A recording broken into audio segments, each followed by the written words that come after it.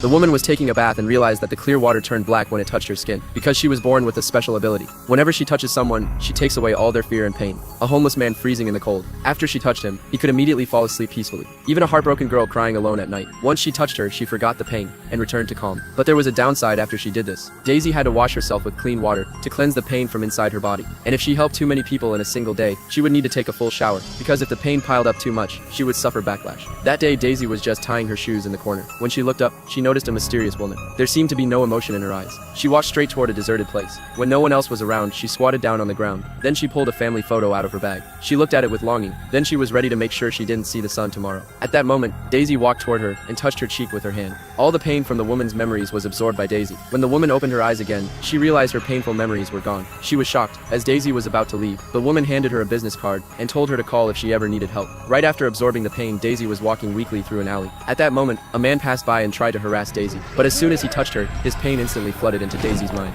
Luckily, Daisy managed to break free, but her body was completely exhausted. She could barely keep her balance while walking. Unfortunately, her condition caught the attention of a thug named Dick. She struggled to make it back home. The pain was still echoing in her mind. She forced her body to crawl toward the bathroom. Black water kept spilling out of her mouth. She struggled to reach the bathtub. With the last bit of strength left in her, she turned on the faucet, ready to wash the pain away. The splashing water turned into black ink. Daisy slowly slipped into unconsciousness. But just then, those thugs broke in. They wanted to figure out why Daisy was so strange. They searched the place for her. One stuttering boy found Daisy unconscious. He felt pity for her, so he quietly placed her hand into the tub. He covered for her and told Dick they hadn't found her. But Dick wasn't satisfied. He and his buddies started wrecking Daisy's home.